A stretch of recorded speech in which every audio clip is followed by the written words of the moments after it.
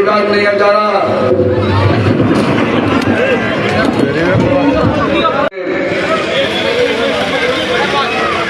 অবহেলিত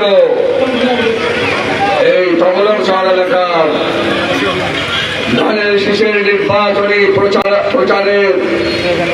এই পথসভার সম্মানিত সভাপতি উপস্থিত আছেন, যিনি আমার আগে বক্তব্য রেখেছেন, আপনাদের সন্তান, আপনাদের প্রিয় সন্তান,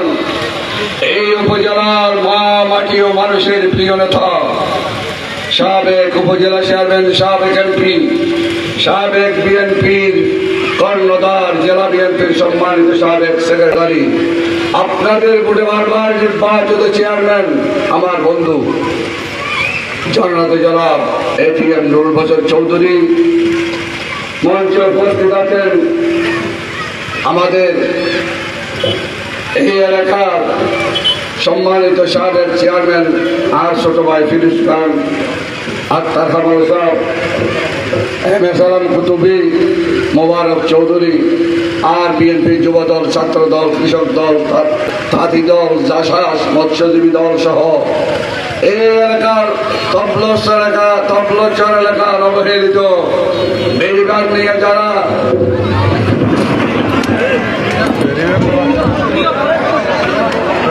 বেড়িবাঁধ